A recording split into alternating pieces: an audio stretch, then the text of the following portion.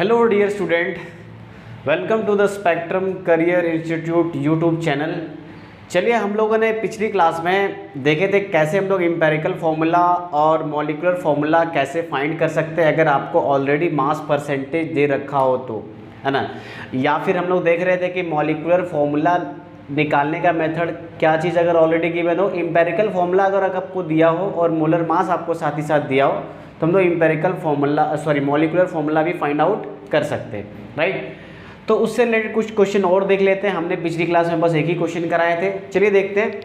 तो देखो क्वेश्चन, पहला नंबर क्वेश्चन है, क्या देखो, a compound with empirical formula आपको दे रखा है कितना, CH2, okay, has a molar mass of 70 ग्राम पर मोल। देखो डियर स्टूडेंट, हमने बस आपको क्लियर वे में बताया था क्या, बस हम लोग क्या कर सकते हैं, एम्पेरिकल फार्मूला और मोलर मास अगर किसी भी कंपाउंड का गिवन हो तो हम लोग डायरेक्ट बहुत इजीली हम लोग क्या कर सकते हैं, मॉलिक्यूलर फार्मूला फाइंड आउट कर सकते हैं, ठीक है। देखो मॉलिक्यूलर फार्मूला का फिर से मैं फार्मूला लिख देता हूँ कि मॉलिक्यूलर फार्मूला इक्वल टू क्या होता है, मॉलिक्यूलर फार्मूला इक्वल टू, बस हम लोग क्या कर लेते हैं, जो एम्पेरिकल फार्मूला आपका मिला है ना, जो एम्पेरिकल फार्मूला मिला उसको क्या कर देंगे, n से मल्टीप्लाई करेंगे। और n वेयर क्या होता है, n क्या होता है, मोलर मास, जो भी आपको गिवन है कंपाउंड का उसका मोलर मास, और उसको डिवाइड कर देते हैं किससे, एम्पेरिकल फार्मूला मास से। क्लियर है, एम्पेरिकल फार्मूला मास से। आप पिछली वीडियो में भी जाइएगा तो मैंने वहाँ पे डिस्कस कर रखा है, ठीक है।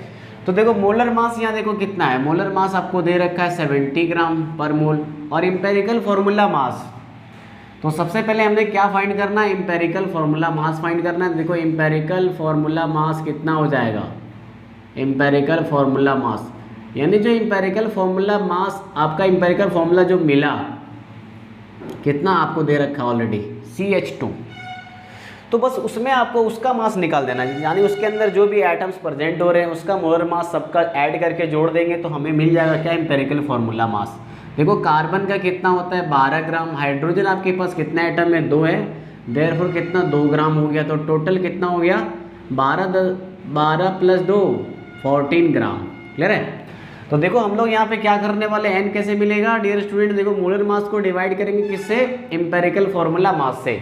एम्पेरिकल फार्मूला मास आपका कितना आ गया है, देख पा रहे हो, एम्पेरिकल फार्मूला मास आपका ऑलरेडी आ गया 14, तो बस डिवाइड कर दो, कितना आ जाएगा देखो 70/14, तो कितना आ जाएगा देखो 5 आ जाएगा क्या, यस, ठीक है। तो n इक्वल तो कितना मिल गया, 5 मिल जा रहा है। अब चलो देखो कितना हो जाएगा, यहाँ देखो एम्पेरिकल फार्मूला आपके पास क्या है, बस आपका लास्ट स्टेप आपका आ चुका है। थर्ड स्टेप उन्होंने बोला, सबसे पहला स्टेप क्या, एम्पेरिकल फार्मूला मास निकालो, सेकेंड स्टेप n निकालो, और n से बस क्या कर दो, एम्पेरिकल फार्मूला को मल्टीप्लाई कर दो। तो एम्पेरिकल फार्मूला आपका क्या दे रखा है क्वेश्चन में, CH2 दे रखा है, बस इसको कितना से मल्टीप्लाई करेंगे, 5 से। देखो अब नंबर ऑफ एटम कितना हो जाएगा 5, और number of atom of hydrogen कितना हो जाएगा 10 उस कंपाउंड के अंदर। क्लियर है। तो ये आपका क्या, रिक्वायर्ड मॉलिक्यूलर फार्मूला, आपका ये आपका आंसर रहा, रिक्वायर्ड मॉलिक्यूलर फार्मूला। क्लियर हुआ। चलो उम्मीद है कि आपको समझ में आया होगा, ठीक है। तो बहुत ही आसान है अगर आपको ऑलरेडी एम्पेरिकल फार्मूला और मोलर मास दिया है तो। लेकिन यहाँ देखो क्वेश्चन नंबर सेकंड में क्या दिया हुआ है स्टूडेंट, यहाँ आपको दे रखा है कि सल्फर कोई सा कंपाउंड है जिसमें क्या पाया गया, 50.05% सल्फर और कितना 49.49% ऑक्सीजन है, right. Find the empirical formula, empirical formula सबसे पहले फाइंड आउट करना है। देन इफ अगर आपको मोलर मास भी दे रखा है इस कंपाउंड का, what is the molecular formula, right. चलो देखते हैं तो कैसे हम लोग निकाल पाएंगे। सबसे पहले हमने बोला change the percentage into mass, तो देखो आपको दे रखा है कितना, गिवन है परसेंटेज ऑफ सल्फर कितना दे रखा है 50.05%, राइट, और परसेंटेज ऑफ ऑक्सीजन कितना दे रखा है 49.49%। क्लियर है। बस हमें क्या करना है कि आपको ग्राम में चेंज कर देना, मीन सल्फर आपके पास कितना ग्राम है, हम लोग क्या करेंगे 100 ग्राम सैंपल लेंगे, तो 100 ग्राम सैंपल में 50.05% सल्फर है, मीन्स कितना है 50.05 ग्राम हो गया। तो बस सिंपली आपको एक ध्यान रखना है कि मास परसेंटेज को ग्राम में चेंज करने के लिए बस क्या कर देना, जहाँ परसेंटेज है वहाँ पे आप जी लिख दो सिंपली। क्लियर है। अब देखो ऑक्सीजन कितना आपके पास देखो 49.49%, 49.49% है, तो ग्राम में चेंज कर दिए, परसेंटेज का जी लिख दिए। क्लियर है, क्योंकि 100 ग्राम सैंपल में इतने रहने वाला। अब क्योंकि 50% बोलने का मतलब ये हो गया कि आधा आधी बात है, 50% ये 50 ग्राम है, ये 49.49% है। क्लियर है, चलो देखो अब उसके बाद हमने क्या बोला था, आपको क्या फाइंड करना है dear student, number of moles of sulphur. तो देखो सल्फर का नंबर ऑफ मोल्स कितना है, तो ये फाइंड आउट करने के लिए क्या होता है, जो भी गिवन मास है उसको डिवाइड कर देंगे मोलर मास ऑफ जो भी आपका एलिमेंट है, दैट इज सल्फर का गिवन आपका मोलर मास कितना हो जाएगा, सल्फर एटम का देखो मोलर मास कितना होता है 32।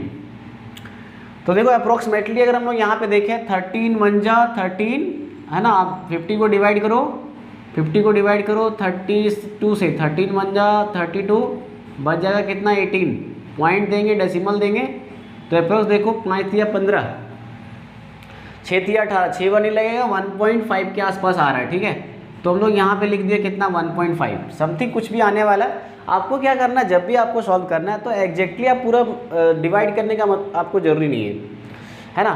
चलो देखो, तो बस आपको लगभग अप्रोक्सीमेशन देख लेना कि 1.5, ऐसा नहीं कि 1.5 को हम लोग 1.1 लेंगे, 1.5 समथिंग आ रहा है तो 1.5 लिख दिए।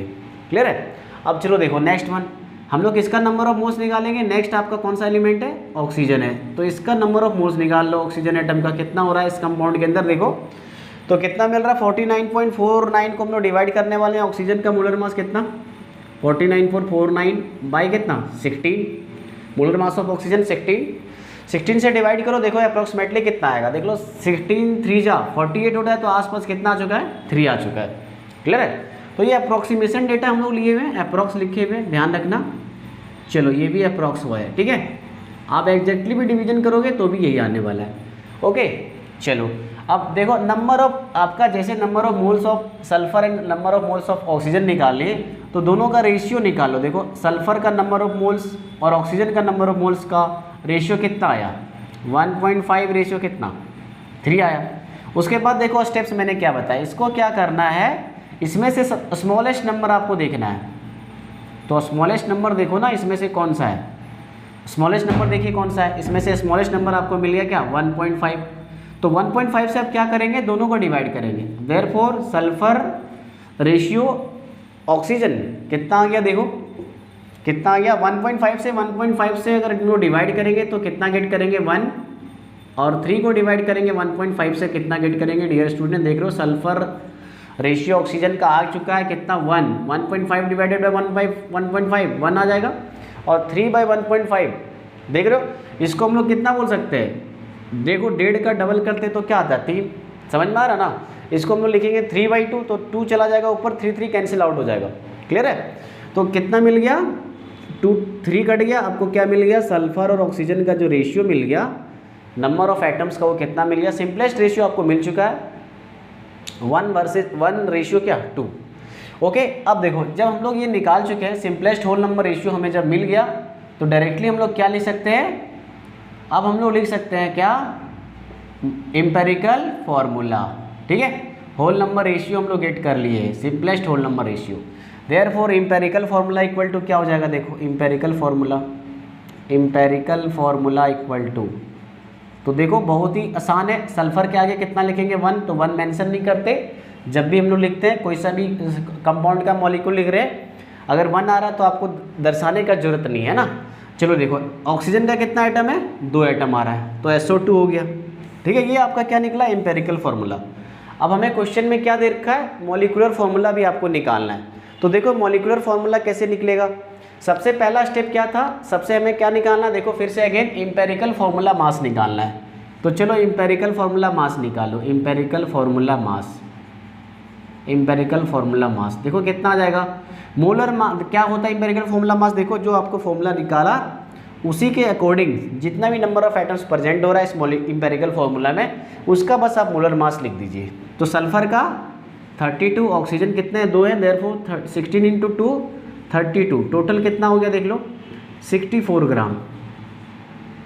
अब क्या निकालते हैं, एन निकालते हैं। एन क्या होता है, एन क्या होता है डियर स्टूडेंट, देख रहे हो मोलर मास डिवाइडेड